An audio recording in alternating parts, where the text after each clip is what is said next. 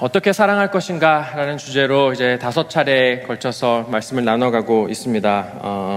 근데 이 총 5차례의 말씀이 그냥 이렇게 듣고 끝나는 것이 아니라 어떻게 하면 조금이라도 우리의 개인의 삶과 또 공동체의 반걸음만이라도 또 진보할 수 있을까, 또 전환되어져 갈 수 있을까, 실천될 수 있을까라는 그런 바람을 가지고 동기간 동안에 우리 빌리지 나눔방에서도 같은 내용을 더 심화하여서 복습하고 또 대화와 나눔으로 그 다이얼로그와 또 쉐어링, 퍼스널 쉐어링으로 구체적으로 또 개인적으로 또 공동체적으로 인도하심을 구하며 주님의 긍휼을 구하며 성찰해 나가고 있습니다. 또 나눔방에서도 대화를 좀 서로 돕기 위해서 빌리지 스마트폰 앱을 통해서 우리 10분짜리 영상물을 매번 같이 나누면서 함께 모이신 자리에서 함께 보고 그러면서 그 가이드라인을 좇아서 함께 대화하실 수 있도록 안내를 드리고 있죠. 우리 첫 번째 시간에는 나는 누구인가 라는 주제로 같이 내용을 참고했었는데 자기 자신을 아는 것과 그냥 인간적인 방법이 아니라 성경적인 방법으로 자기 사랑을 하는 것에 대한 그 중요성과 가치에 대해서 생각했었습니다. 그리고 두 번째 시간에는 거참 이상한 사람일세라는 제목으로 우리가 인생에서 불가피하게 맞이하게 되는 이 갈등이라는 현실에 대해서 또 그 갈등의 역동성, 그 사이클에 관해서 한번 관찰해보고 거기에 대한 성경적인 어떤 관점과 이해와 어떤 설명들을 같이 생각했었죠. 그리고 지난 시간, 그 세 번째 시간에는 예수님께로부터 배우는 사랑이라는 제목으로 우리의 생각과 가치관에 있어서 변화와 도전을 필요로 하는 부분이 무엇인지 한번 생각해 봤었습니다. 응보적 정의, retributive justice, 패러다임의 그 한계를 넘어서서 회복적 정의, restorative justice에 대한 다소 개론적인 그런 이해와 가치관을 좀 의도적으로 우리가 인식하면서 갈등의 상황 가운데 또 직면한 문제의 상황 가운데서 무엇이 옳고 무엇이 그른가를 판단함에 그리고 접근함에 있어서 우리의 생각의 폭을 조금 확장시키는 점에 대한 그 필요에 대한 성서적인 성찰을 해봤죠. 생각의 전환이 필요하다라는 부분이었는데요. 패러다임의 전환이 이제 지난주에 초점이었다면 오늘은 이제 행동의 전환, behavioral transformation에 대해서 다시 말해서 그렇다면 우리 예수님께로부터 배운 사랑에 대해서 지난주에 이야기해봤다면 그 사랑의 가치와 방법을 어떻게 우리의 몸에 좀 새겨갈 수 있을까라는 부분에 대해서 조금 더 익스텐션해서 이야기를 이어가고자 합니다. 어떻게 사랑할 것인가라는 주제를 나누어감에 있어서 혹시 우리 중에 어떤 분들은 무슨 학창시설 그 윤리 교과서 같다, 윤리 클래스 같다, 도덕책 읽는 느낌이다 라고 느끼실지도 모르겠습니다. 설교 말씀은 예수님의 십자가와 복음에 대해서 말을 해야지 이런 윤리 또 경청에 대해서 정의에 관한 이야기가 무슨 소용인가, 과연 그것을 교회에서 이야기할 내용인가, 과연 설교의 주제가 되는 것인가 라고 여기실지도 모르겠습니다. 혹시라도 그리 생각하실까봐 꼭 말씀드리고 싶은 부분은 기독교의 복음은 비상식적인 신앙이 아니라 초상식적인 신앙이라는 말씀입니다. 비상식적인 것이 아니라 초상식적인 것이 기독교의 복음이라는 것이죠. 비상식이란 말이 무엇입니까? 상식에 좀 어긋난다는 말이죠.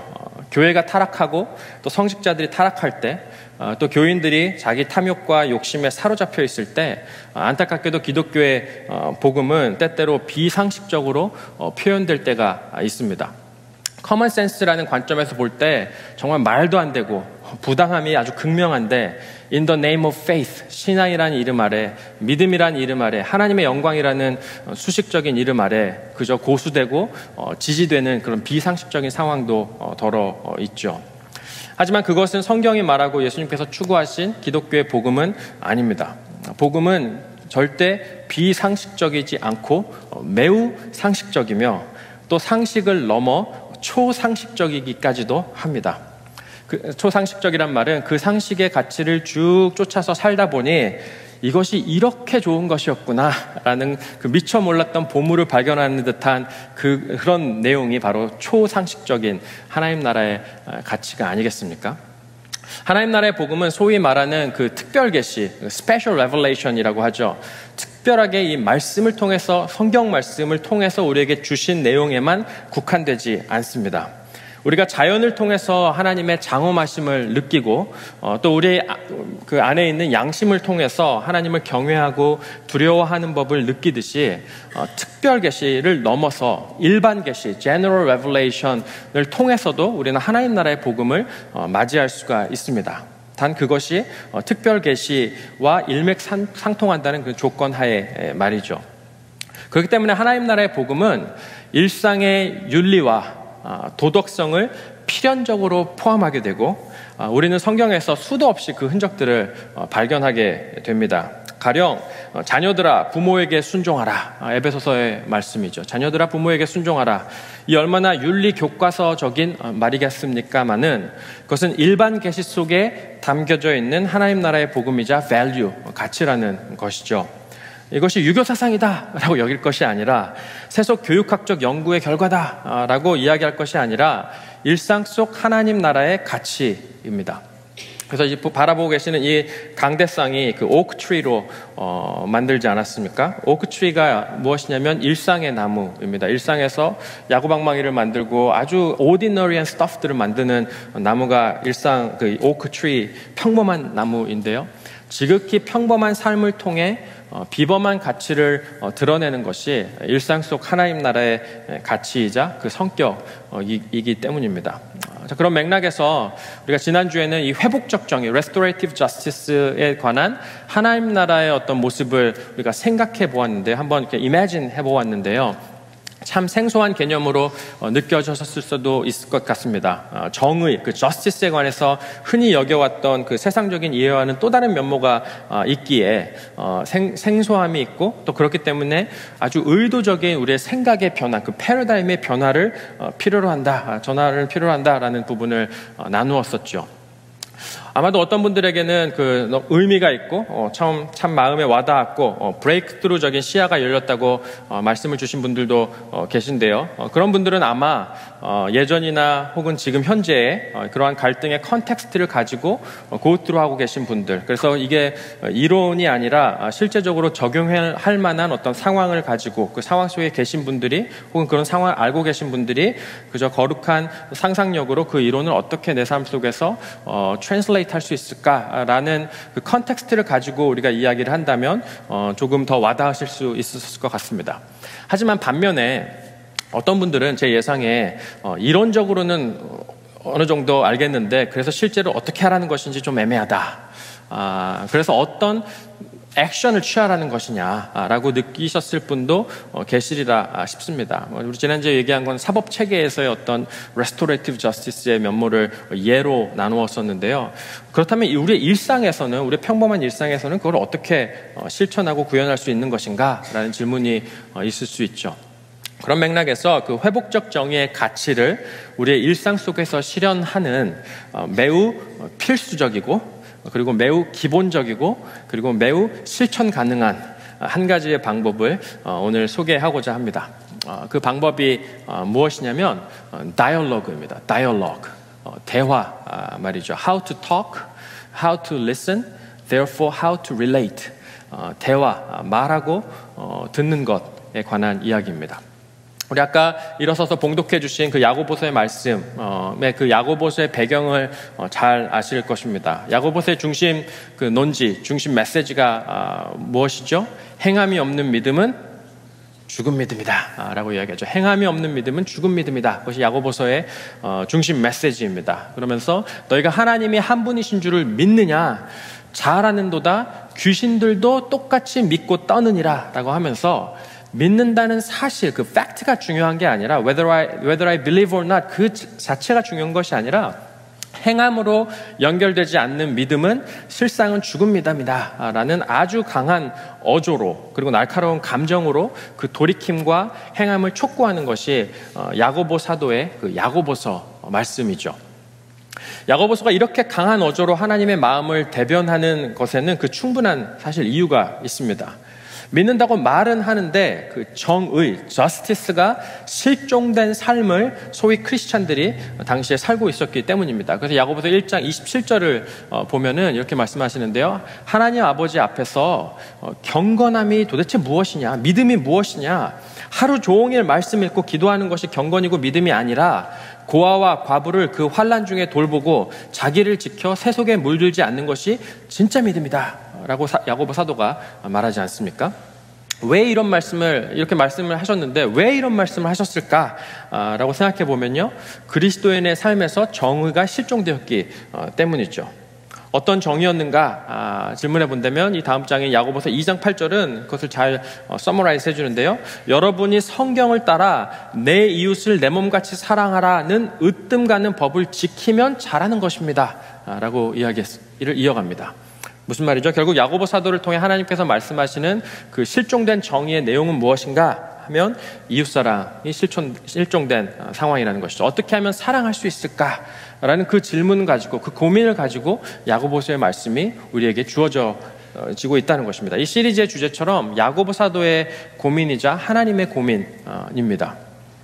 자, 그런데 이 5장밖에 안 되는 짧은 서신에서 시종일관 등장하는 주제가 있는데요. 게다가 아까 봉독한 본문에서처럼 그 서신 한 중간에 있는 그 3장, 그 5장밖에 안 되는데 한 장이 자그마치 한 챕터가 온전히 할애되어서 말씀한 주제가 무엇이었죠? 우리의 뭐에 관한 이야기죠? 말이죠. 새치혀에 관한 말씀이었습니다. 대화에 관한 말씀이었습니다. How to talk, how to listen, therefore how to relate one another, 이런 것이죠. 하나님께서 구하시는 성경적인 정의, 그 restorative justice가 세워지는 가장 필수적이고 기본적이고 실천 가능한 방법이 무엇이냐면 내 이웃을 내 몸과 같이 사랑하라는 그 으뜸 계명을 실천하는 가장 필수적이고 기본적이고 실천 가능한 방법을 어떻게 야고보 사도는 우리에게 말씀해 주냐면 우리의 말을 다스리는 것이라고 표현합니다. 아까 봉독한 말씀 야고보서 3장의 4, 5절은 이렇게 이야기합니다. 보십시오. 배, 그 ship, 보트가 그렇지 않습니까? 배가 아무리 커도 또 거센 바람과 풍랑에 밀리더라도 매우 작은 키로 조정하여서 사공이 가고자 하는 곳으로 끌고 가는데 이와 같이 혀도 몸의 작은 지체이지만 엄청난 일을 할 수 있습니다. 마치 아주 작은 불이 굉장히 큰 숲을 태우는 것처럼 말입니다. 라고 예를 들어 설명하죠. 우리의 그 말, 놀랍게도 우리의 이 새치 혀가 바로 우리의 삶에서 정의를 세워가는 그 첫걸음이라는 말씀입니다. 또 아까 9절과 10절에서는 뭐라고 했습니까? 우리는 이 혀로 주님이신 아버지를 찬양하기도 하고 또 이 혀로 하나님의 형상대로 지음을 받은 사람들을 저주하기도 합니다. 또 같은 잎에서 찬양도 나오고 저주도 나옵니다. 나의 형제자매 여러분, 이렇게 해서는 안 됩니다 라고 야고보 사도가 호소하기까지 하죠. 정의를 세워가는 방법이, 하나님 나라의 방법이 저 멀리 파랑새를 찾아 어딘가로 떠나서 어떤 위대한 일을 해야만 정의가 세워지는 것이 아니라 유력한 판사가 되고 변호사가 되어서 사법체계의 어떤 공정한 법을 집행하고 또 정치인이 되어서 선한 법을 입법시키고 상정하는 그런 방법을 통해서만 정의가 세워지는 것이 아니라 He has already given us the power라는 것이죠. 우리에게 이미 허락하신 이 혀, 새치 혀와 말, 입술과 귀와 또 우리의 몸을 통해서, 우리의 일상을 통해서, 우리의 평범한 삶을 통해서 하나님 나라의 정의를 살아내고 드러낼 수 있는 기회와 능력을 주셨다는 이야기입니다. 깨어짐이 있고 불의함이 있고 또 억울함이 있고 상한 이 세상에서 어떻게 하나님 나라의 정의와 이웃사랑을 실천해 나갈 수 있을까? 말로써 그것이 시작된다라는 것입니다. 말로만 한다는 게 아니라 말에서부터 필연적으로 시작된다라는 이야기인데요. 말로써 실천하는 그 방법에 대한 조금 더 구체적인 3가지의 제안을 함께 오늘 말씀을 통해서 나누고자 합니다. 첫 번째 방법은 직접 찾아가십시오라는 원리가 성경에서 제시하고 있는 말로써 정의를 세워가는 첫 번째 방법입니다. 갈등이 있는 상황 가운데 또 루머가 나돌고 또 의심이 생겨나고 깨어짐과 상함이 있는 가운데서 사랑하기 너무 힘들게 느껴지는 상황에서 상대방에 직접 찾아가라는 말씀을 예수님께서는 누누이 하셨죠. 그래서 마태복음 5장의 말씀이 이렇습니다. 그러므로 내가 제단에 제물을 드리려고 하다가 내 형제나 자매가 내게 어떤 원한을 품고 있다는 생각이 나거든 너는 그 제물을 제단 앞에 놓아두고 먼저 가서 내 형제나 자매와 화해하여라. 그런 다음에 돌아와서 제물을 드리라 라고 말씀하십니다. 직접 찾아가라는 말씀이시죠. 마음의 불편한 가운데 하나님께 예배하려고 하지 말고 그렇게 스스로 위선적인 느낌에 고통받아 하지 말고 직접 찾아가라는 말씀입니다. 지금 당장 나에게 예배하는 것에 그렇게 신경 쓰지 않아도 된다, 부담 갖지 않아도 된다라는 말씀이시기도 하죠. 2주 전에 나누었던 그 갈등의 역동성 사이클을 아마 기억하실 텐데요. 갈등이 발생하면 어떤 일이 자연스럽게 벌어진다고 관찰되었죠. 자꾸 나도 모르게 마음속으로든지 입 밖으로 내뱉든지 간에 상대방의 말에 자꾸 그 태그를 달기 시작하고 꼬리를 달기 시작하고 태클을 걸게 되죠. 꼭 그래야 되나? 꼭 왜 그러지? 라는 그 리스팅업 목록들이 이제 쌓여지기 시작한다고 했습니다. 그러면서 이제는 그 사람이 이제 문제가 아니라 그 사람 자체가 문제로 바뀌어지는 그 갈등의 사이클을 우리가 관찰했었는데요. 그렇다면 이 다음에 어떻게 되는가라고 했을 때 내 편 모으기가 시작된다는 이야기를 나눴었죠.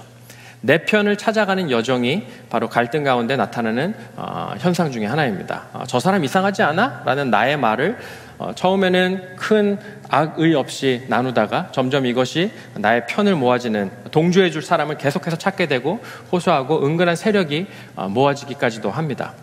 이것이 갈등 사이클에 우리가 바라봤던 진행 과정인데요. 이 과정을 통해서 사실 내 안에서 화나 분노와 이 억울함이 해소된다기보다는 점점 눈덩이처럼 불어나기 시작하고 짐작들과 어썸션들과 컨뎀네이션들이 이제는 점점 더 확고한 신념으로 바뀌어지기 시작하죠. 그것이 갈등의 역동성이라고 했는데요. 그런 상황 속에서, 그런 인간의 어떤 본질적인, 어떤 본성적인 흐름 속에서 예수님이 뭐라고 하시냐면 직접 찾아가라는 말씀을 하시는 것입니다. 내 편을 찾아가는 여정에서부터 상대방을 찾아가는 여정으로 전환하라는 것인데요. 매우 의도적인 방향성의 전환입니다. 그렇게 스스로 괴로워하고 분노하고 고통받지 말라는 말씀입니다. 그런데 찾아가는 목적이 무엇인가를 생각함이, 인지함이 매우 중요할 텐데요. 따지러 가라는 이야기가 아니고 네 가지 정도의 이유가 있을 텐데요. 첫 번째는 온전한 진실 위에 설 수 있도록 찾아가는 의도입니다. Stand on the truth.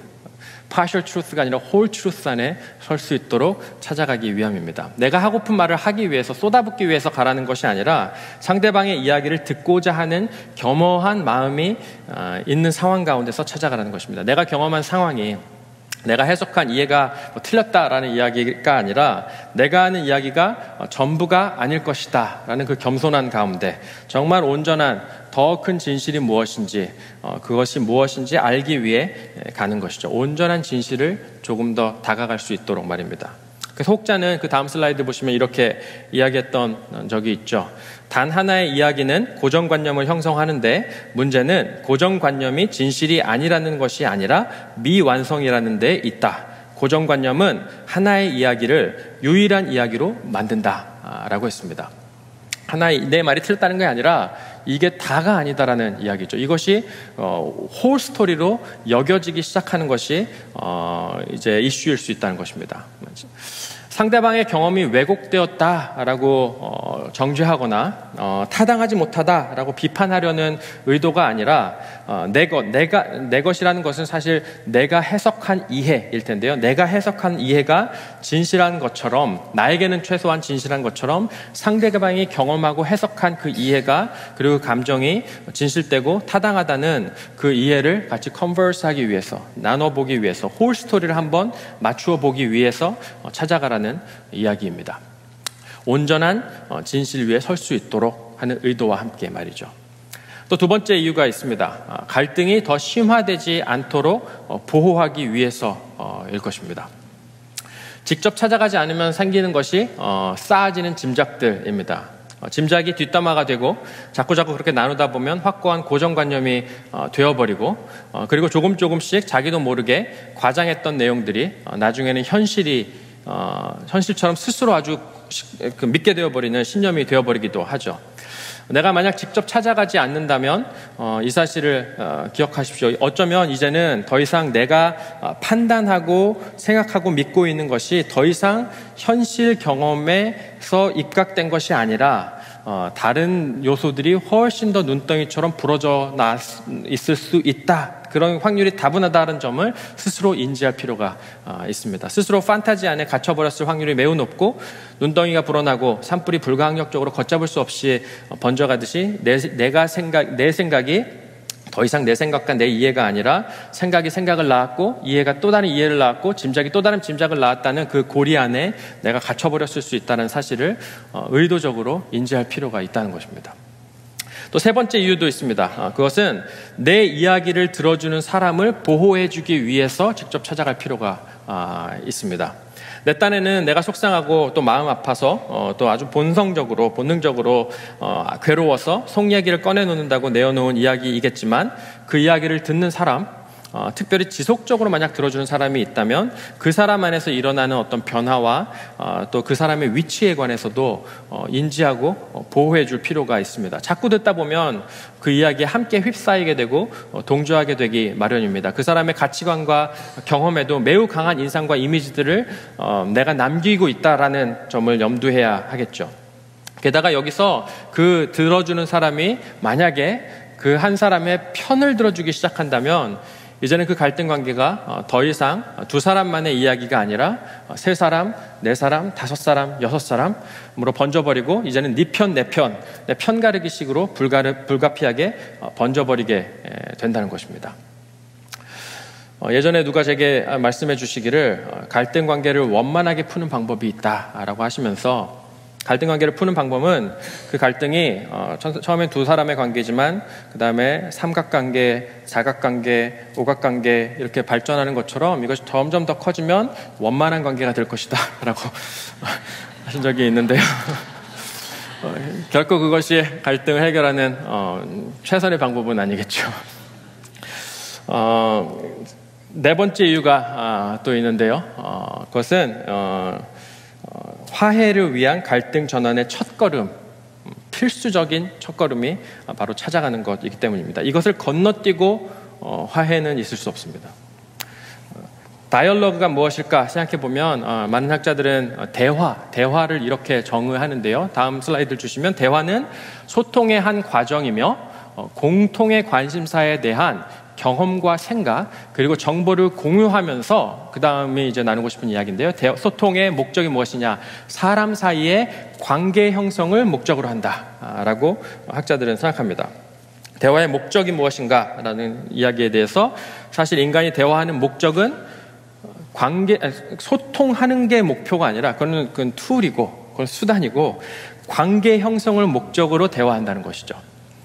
이 말에 담긴 영적인 비밀을 한번 상고해 볼 필요가 있습니다. 말은 그냥 말이 아니라 영적인 의미가 내포되어 있다는 것인데요. 하나님께서 말씀으로 천지를 창조하셨던 것처럼 그런 창세기의 증언처럼 말에는 창조적인 능력이 담겨져 있습니다. 관계가 형성되고 또 관계를 죽이기도 하는 것이 말입니다.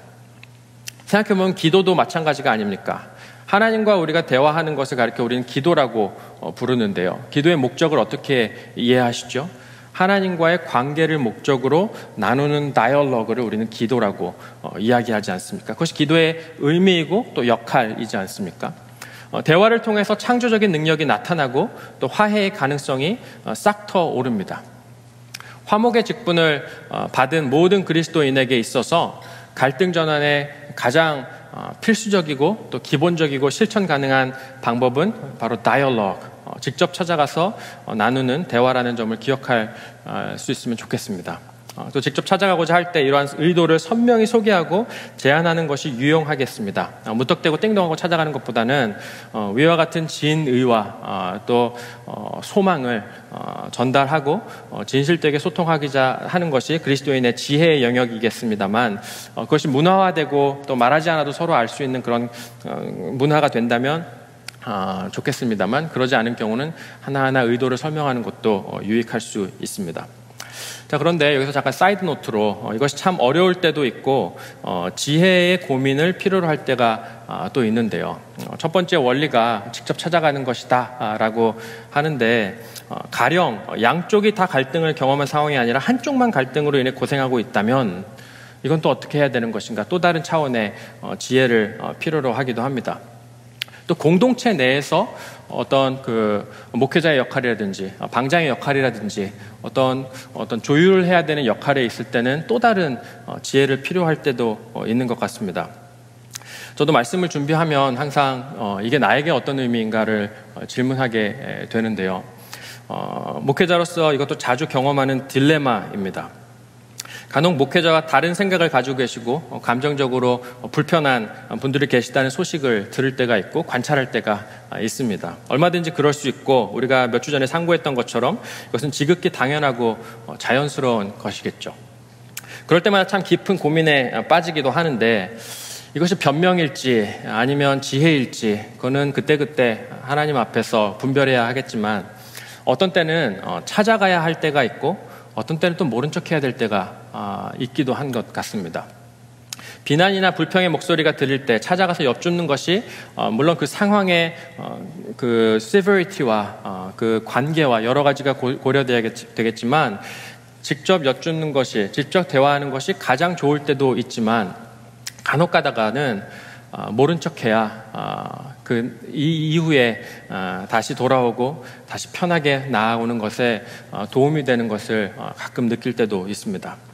하지만 이렇게든 저렇게든 저를 포함한 우리 모든 성도님들이 하나님 앞에서 두렵고 떨리는 마음으로 지금 이때 원하시는 것이 무엇일지에 대한 그 겸손한 마음과 사랑과 정의를 같이 삼는 그런 일들이 늘 우리 가운데 있기를 바라고 또 기도할 수 있는 그런 공동체가 그리고 우리 모두가 될 수 있으면 좋겠습니다.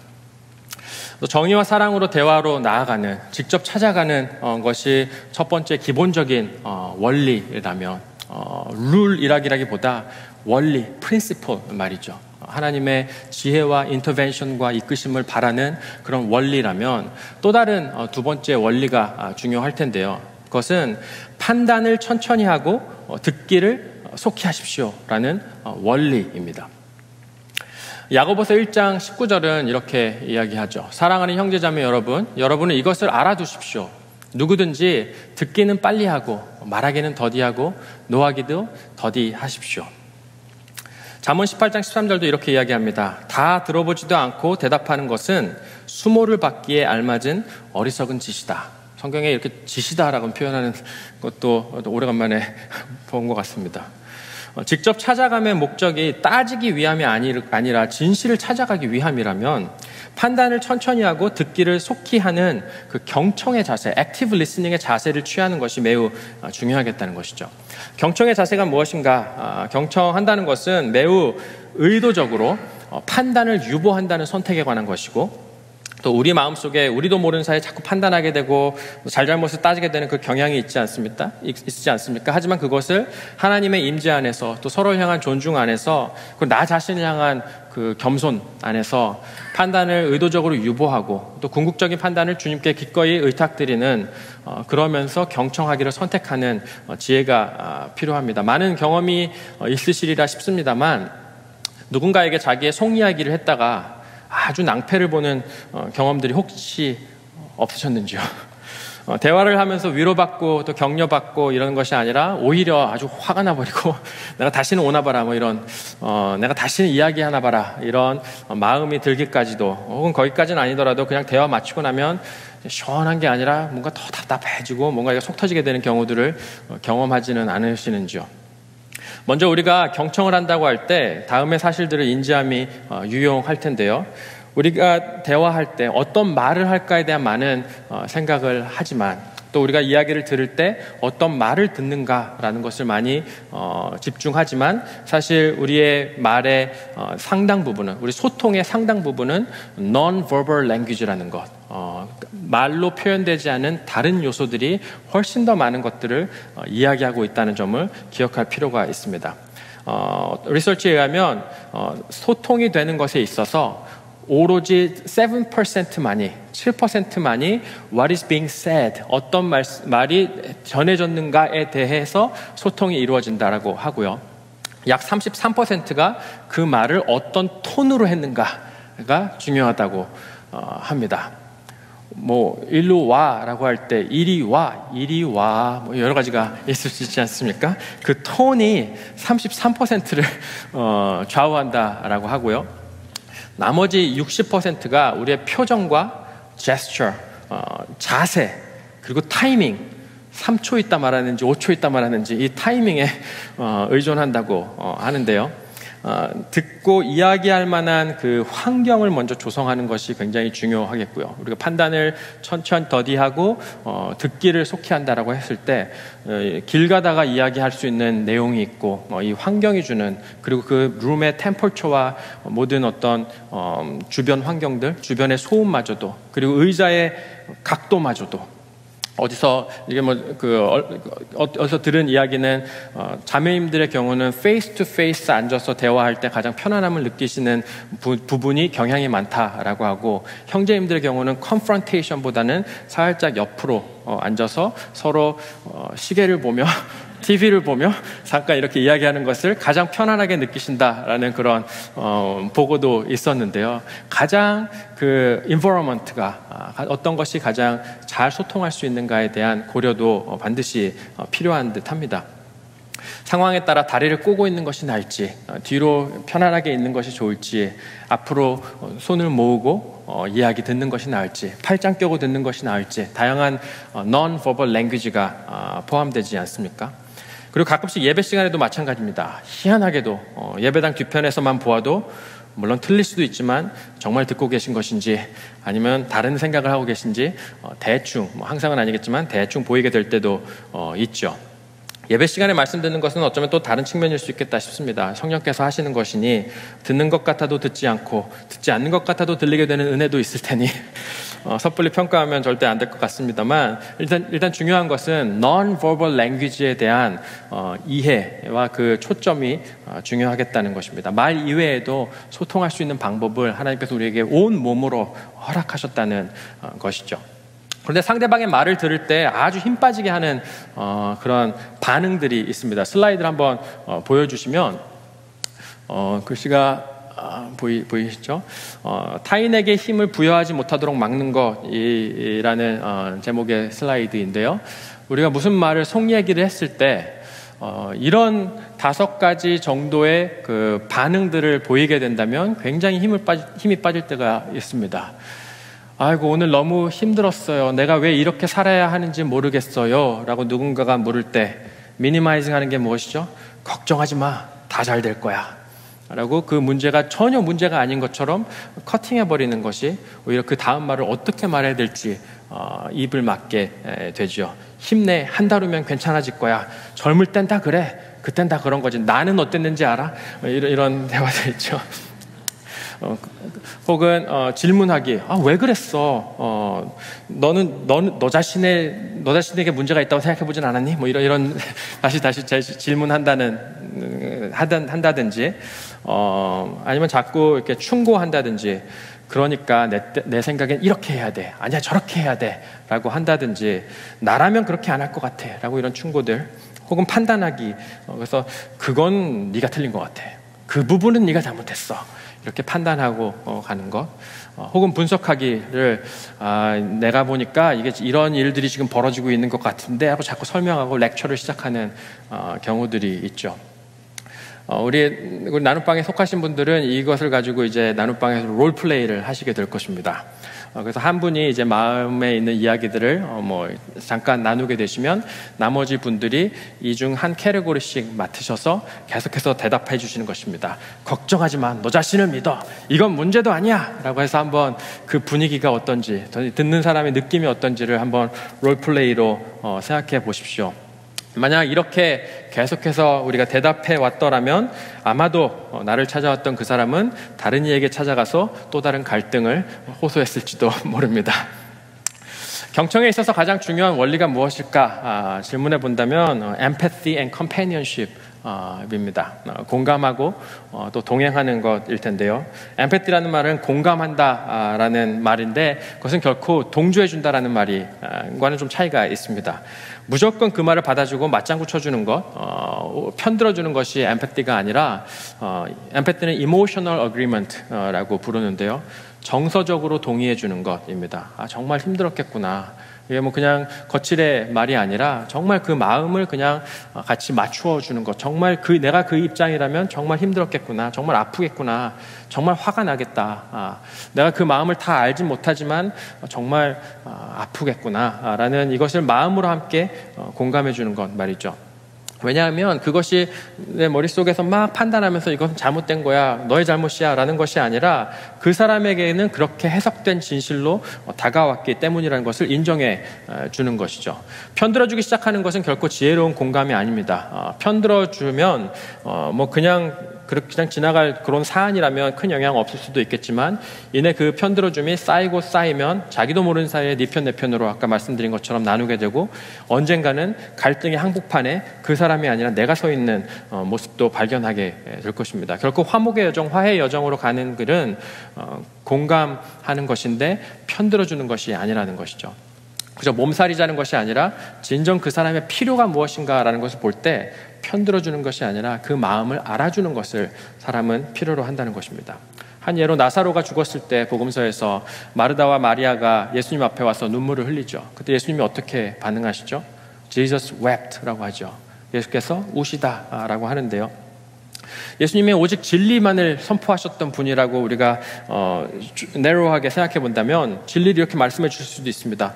너희 울 필요 없어. 내가 다 알고 하는 일이야 라고 하는 말, 그렇게 진실을 말해 주셨을 수도 있었을 텐데 그것이 결코 위로가 되지 않고 소망이 되지 않음을 주님께서 아시기에 그 마음을 알아주는 것에 예수님이 초점을 맞추시지 않았습니까? 그것이 진정한 인간의 필요이기 때문입니다.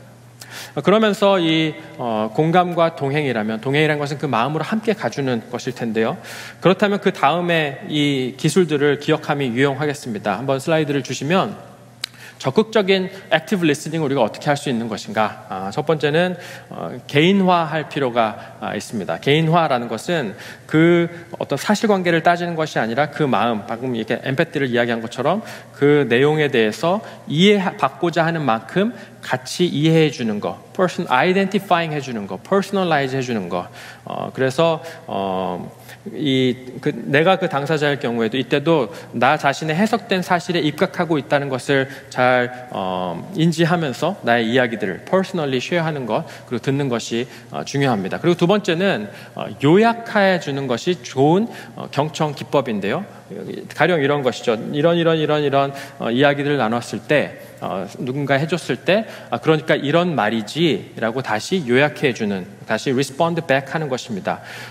그런 이상한 사람이 있어 이렇게 다시 response 해주는 게 아니라 그것이 경청이나 공감이 아니라 그러니까 지금 자네가 형제님이 하시는 말씀은, 자매님이 하시는 말씀은 이런 생각을 하게 되었다는 것이고 이런 감정이 있으셨다는 것이죠 라고 다시 repeat 해줘서 remind 해주는 이야기입니다. 왜냐면은 사실 갈등 가운데 그 감정 가운데 말할 때는 자기가 무슨 이야기를 하는지 잘 정돈이 안 될 때가 있는데요. 그것을 정돈해주는 역할 자체가 잘 들어주는 이야기겠죠.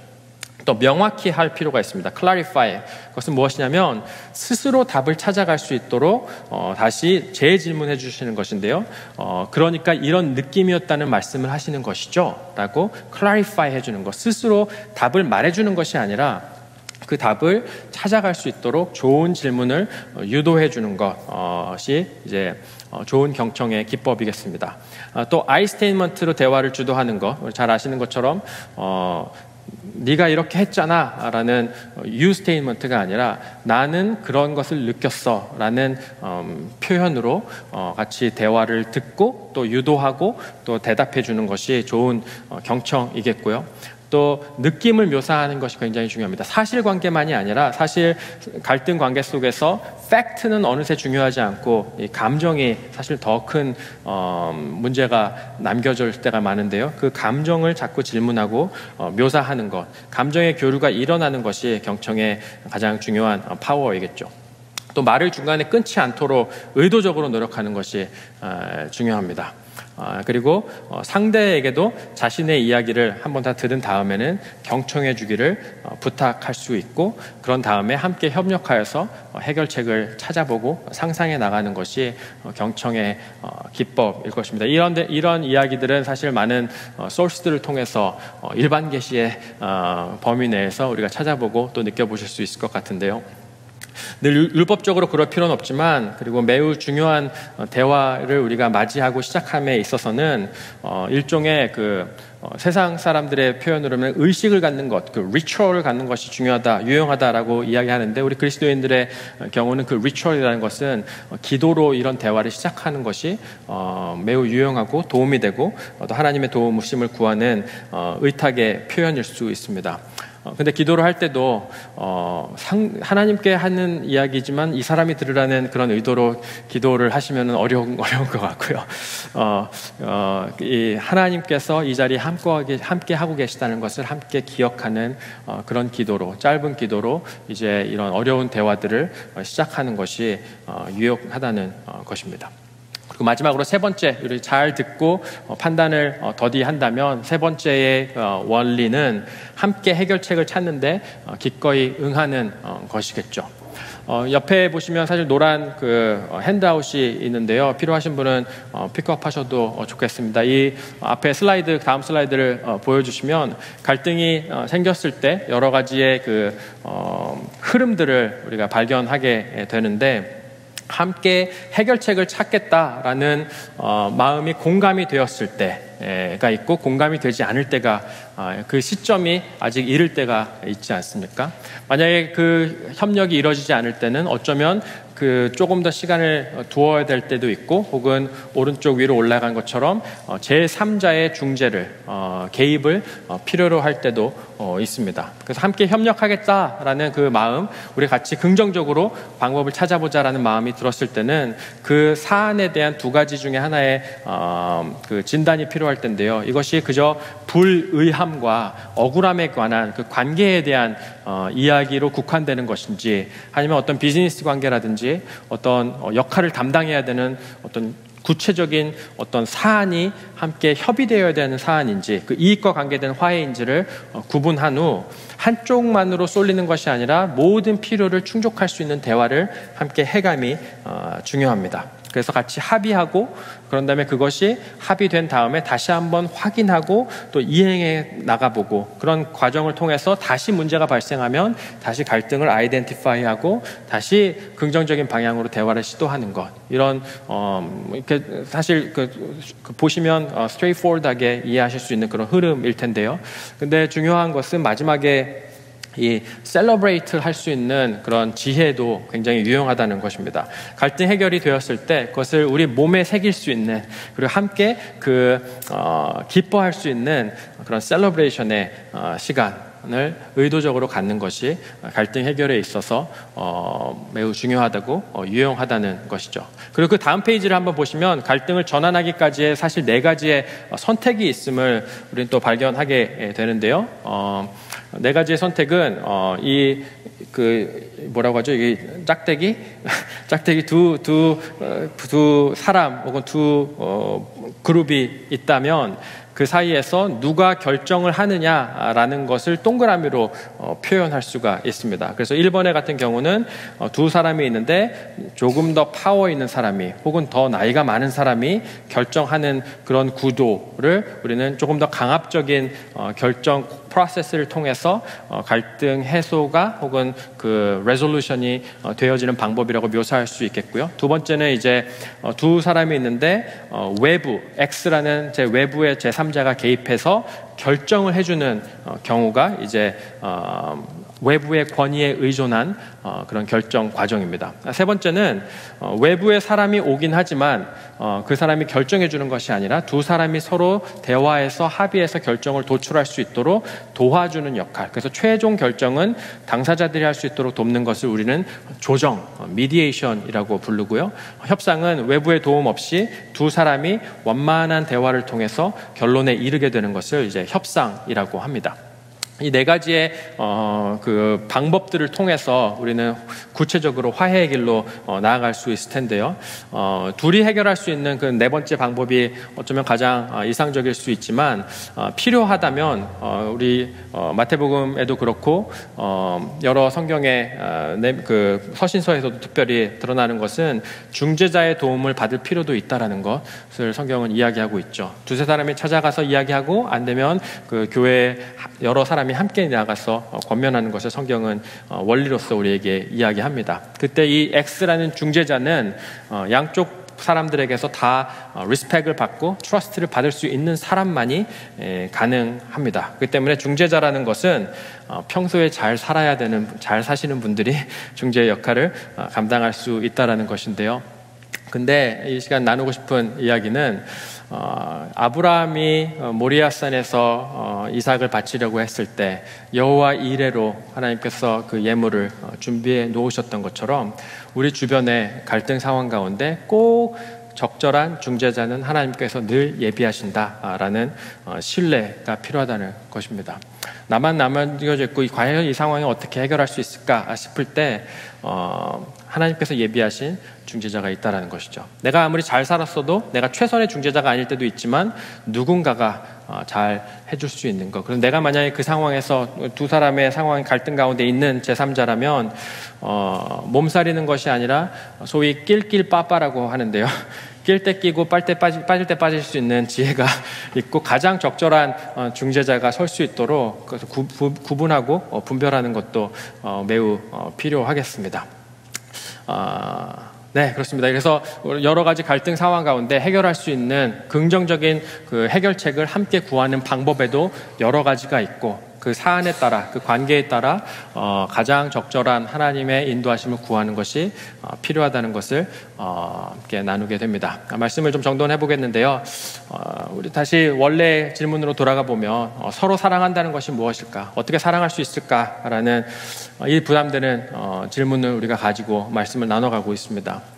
단지 그것은 혼자 기도실에 앉아서 영화 밀양에서의 이야기처럼 하나님과 나 사이에 혼자 삭히고 혼자 돌을 닦아서 마인드 컨트롤하는 그런 용서와 그런 화합의 성격이 아니라 성령은 우리 마음 가운데서도 일하시지만 성부 성자 하나님 가운데서 성령께서 중재하시고 역사하셨던 것처럼 우리의 말과 대화를 통해 더욱 선명하고 구체적으로 일하신다는 사실을 기억할 수 있으면 좋겠습니다. 우리가 서로 대화하고 서로의 입장을 표현하는 것에 있어서 함께 해결책을 찾는 것에 기꺼이 응하기를 선택한다면 우리 마지막 절 아까 두 번 읽었던 야고보서 3장 18절의 말씀에서처럼 정의의 열매는 평화를 이루는 사람들이 평화를 위하여 그 씨를 뿌려서 거두어들이는 열매가 될 것이다 라는 은혜가 우리 가운데 있을 것입니다. 갈등 이론에 관해서 혹자는 이런 표현을 또 하더군요. 이론의 순수함은 현실의 지저분함을 이길 수 없다. 이론의 순수함은 현실의 지저분함을 결코 이길 수 없다라고 했는데 결국 무엇이냐면 이렇게 잘 정돈된 원리와 룰들과 생각들이 평화를 이루게 하는 것이 아니라 평화의 왕이신 예수께서 평안에 매는 줄로 성령의 하나 되게 하시는 은총만을 우리에게 베풀어 주실 때 갈등이 전환될 수 있고 비로소 전환될 수 있고 평화가 이룩되고 사랑이 현실이 될 수 있다라는 그 겸손함이 그리고 그 의존함이 우리에게 필요할 것 같습니다. 또 한 가지 이야기를 드리면서 마치고 싶은데요. 제가 신학대학원에 있었던 때니까 16년 전 일인데요. 저희 유진 피터슨이라는 교수님이 계셨고 그와 함께 코워크였던 마르바 도운이라는 사람이 학교에 있었던 때입니다. 아주 몸이 굉장히 아프신 분이셨기 때문에 어렸을 때부터 그 약함의 신학, Theology of Weakness라는 부분에 있어서 굉장히 많은 통찰을 주셨던 분인데요. 처음에 신학교에 갔을 때 이 말로만 듣던 마르바 도운을 보게 되어 그 북샵에서 그 책 한 권, 그분의 책 한 권을 빨리 사서 사인을 받으러 간 적이 있습니다. 근데 제일 싼 책이 Walk the Talk라는 말대로 사십시오 뭐 이런 말에 대한 이야기 책이었어서 그 책이 제일 싸길래 그 책을 샀는데요. 사서 막 다 달려가서 마르바 도온에게 책을 내밀면서 이렇게 이야기했습니다. Can I get an autograph? 사인 좀 받을 수 있을까요? 라고 여쭈었더니 그분이 저에게 하신 말씀이 How about a prayer? 이렇게 말씀하시더라고요. Can I get an autograph? 하니까 How about a prayer? 라고 하시면서 써주신 글이 있는데요. 한번 화면에 보여주시면 이런 말이었습니다. May your talk be of God and your way of life live your talk 라는 말이었는데요.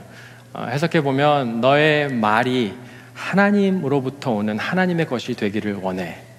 그리고 너의 삶이 너의 말대로 되기를 원해 라는 글을 그 짧은 시간에 써주시고 저에게 돌려주시면서 Now that's a prayer 이러면서 돌려주셨던 기억이 있습니다. 정말 그렇습니다. 우리의 말이 하나님의 마음에서 비롯되고 하나님의 방법과 하나님의 사랑에서 비롯될 수 있는 말이 될 수 있으면 좋겠고, 그리고 하나님께서 약속하시는 것은 우리의 말대로 이끄실, 선하게 이끄실 하나님이 계시다는 믿음 가운데 우리의 새치혀를 다스릴 수 있는 그 성령의 은혜가 우리에게 있기를 간절히 바랍니다. 그래서 우리의 말을 통해 우리의 행동이 전환되어지고 우리의 삶이 전환되어지고 온전할 수는 없겠지만 아까 그 야고보서의 말씀처럼 우리가 완전하게 모든 것을 이룩할 수는 없겠지만 어제보다 반걸음 더 반걸음이 어렵다면 4분의 1보라도 더 나아갈 수 있는, 그래서 주님을 닮아갈 수 있는 우리 개개인과 공동체, 약함 가운데 다시 한번 사랑을 감히 꿈꾸며 화해를 감히 꿈꾸며 노력할 수 있는 우리 한 분 한 분 우리 공동체가 될 수 있으면 좋겠습니다. 그 은혜가 함께 하시기를 주의 이름으로 간절히 축원합니다. 잠시 우리 말씀에 반응하면서 리플렉션하는 시간 갖도록 하겠습니다. 첫 번째 리플렉션은요, 오늘 함께 상고해 본 내용들에 비추어 볼 때 예전에나 혹은 지금 현재 후회되는 일이 있으신지요? 그때 참 미성숙했었네 라고 기억되는 일은 무엇입니까? 돌이켜야 할 습관이나 혹은 사과해야 할 일, 혹은 하나님 앞에서 회개해야 할 일이 떠오르는 부분은 있는지 잠시 질문해 보시고 주님의 인도하심을 구해 보시지 않겠습니까? 우리 잠시 말씀에 반응하며 리플렉션 하는 시간을 갖도록 하겠습니다.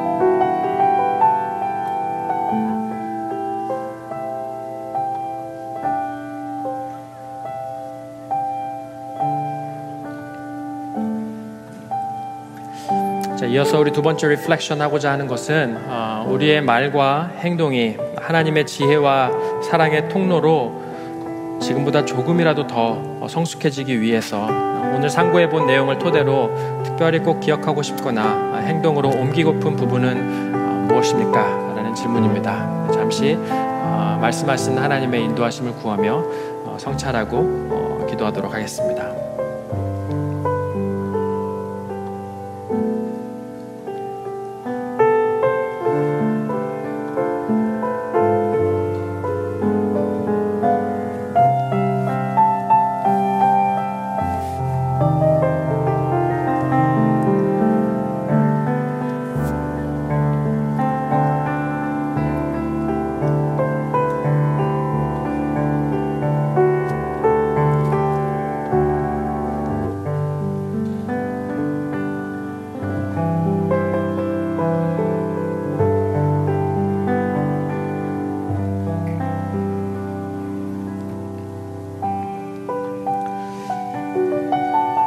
아버지 하나님 감사를 드립니다.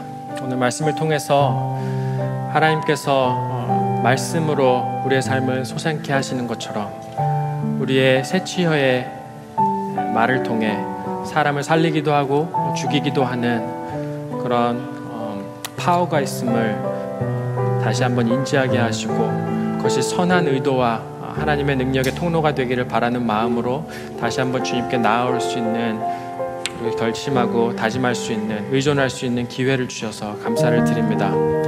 주님, 우리를 사랑의 프로페셔널로 그리스도인들을 부르신다고 하셨는데 우리는 거기에 자주 넘어지고 실패하고 또 좌절하고 또 스스로를 부인하고 부정할 때도 있음을 주님께서 긍휼히 여겨주시기를 간절히 원합니다.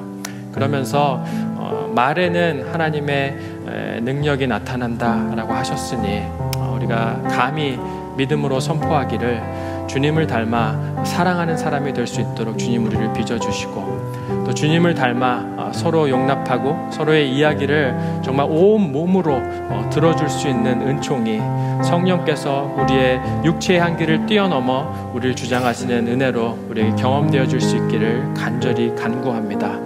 그리하여서 우리의 의로움이 아니라 주님의 의로우심과 주님의 평화가 체험되어지고 또 비춰질 수 있도록 하여 주시고 정의와 평화가 입맞출 때까지 신실하게 일하시는, 그리고 세상 모든 민족이 주님을 볼 때까지 신실하게 일하시는 그 하나님의 능력이 우리 가운데 머물고 우리 통해 드러날 수 있도록 역사하여 주시옵소서. 하나님께서 위로부터 오는 지혜로 야고보 사도에게 약속하셨던 것처럼 위로부터 오는 지혜로 우리의 삶에 더하여 주시고 평화의 열매가 우리 삶 가운데 주님의 영광을 위해서 열리기를 간절히 소망합니다. 우리의 말을 주장하시고 우리의 삶을 주장하시고 또 우리의 말대로 선한 은혜를 우리 삶에 채우실 주님을 기대하며 감사함 가운데 살아계신 예수님의 이름으로 기도했습니다. 아멘. 우리 함께 자리에서 일어나셔서 우리 찬양